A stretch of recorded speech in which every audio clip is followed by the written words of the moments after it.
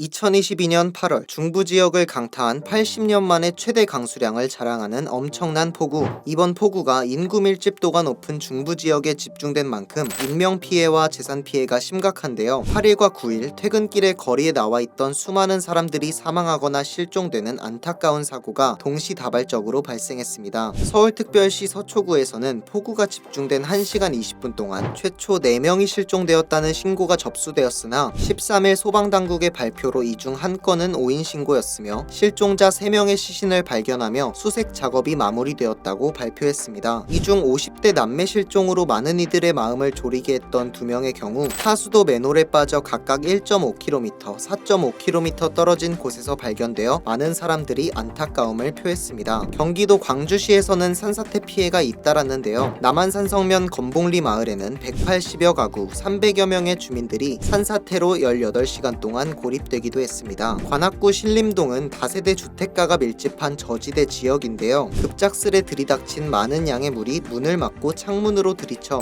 반지하 주택에 살던 일가족 3명이 피하지 못한 채 모두 사망하는 참변이 벌어졌습니다. 비가 오기 전까지 엄청난 습도와 더위, 그리고 현재 열대 지역 우기를 방불케 하는 많은 양의 비까지 올여름은 전 세계가 곤욕을 치르고 있는데요. 전 세계적인 이상기후와 우리나라의 폭우 피해는 모두 지구온난화로 인한 기후위기의 그 원인을 두고 있습니다. 지구온난화로 얼음이 녹아 극지방과 적도지방의 기온차가 낮아지면서 지구의 대기순환 시스템에 차질이 생긴 것인데요. 더운 공기가 멈추고 찬 공기가 가둬지지 않으면서 우리나라의 어느 때보다 좁고 강한 비구름이 형성된 것입니다. 인명피해와 재산피해 등의 피해가 막심한데 이러한 침수피해 미리 예방할 수는 없는 걸까요? 서울 양천구는 이번 폭우가 직격한 도시 중 하나인데요. 인명 재산피해는커녕 침수피해가 전혀 없다고 합니다. 어떻게 이런 일이 가능했을까요? 바로 양천구에는 비밀병기, 빗물터널이 있었기 때문이라고 합니다. 빗물터널은 급작스럽게 많은 비가 내려 배수시설에 문제가 발생할 경우 빗물을 한 곳에 저장해 두었다가 점진적으로 다시 흘려보내는 역할을 하는데요. 직경 10m의 저수용량이 무려 32만 톤, 수영장 1000여 개 규모의 빗물터널은 올해와 같은 엄청난 폭우에 대비해 마련된 침수 방지 설비입니다. 2011년 7월 우면산 산사태 직후 강남, 강화문, 양천구 신월동 등 상습 침수 지역 7곳에 대도심 빗물 저류 시설을 짓겠다고 당시의 서울시장이었던 오세훈 시장이 계획을 발표했으나 임기가 끝나며 박원순 시장 재임 시절 양천구에만 설비가 완공되고 나머지 6곳의 건설 계획은 전면 취소되었는데요. 2022년 다시 임기를 시작하게 된 오세훈 시장이 2027년까지 1조 5천억 원을 투입하여 시간당 110mm의 폭우까지 감당할 수 있는 빗물 터널 공사를 재개한다고 밝혔습니다. 서울 강남의 경우 주변보다 지대가 낮은 항아리 지형으로 이러한 빗물 터널의 효과를 크게 볼 수 있는 지역인데요. 맨홀 구멍 속으로 사람이 실종되는 것을 방지하기 위한 맨홀 추락 방지 장치, 강남구 침수 때마다 홀로 침수를 피할 수 있었던 철통방어 방수 빌딩의 방수문과 같은 여러 침수 피해 방지 대책이 적극적으로 도입되어 안타까운 사고를 막고 기후변화에 발맞추어 적응해 나갔으면 좋겠습니다. 기후위기에 대한 자세한 내용을 알고 싶은 분은 이전 영상을 통해 더 자세한 내용을 알아보실 수 있으며 평소 궁금했던 점이나 자세하게 알고 싶은 내용이 있다면 댓글로 남겨주시면 감사하겠습니다.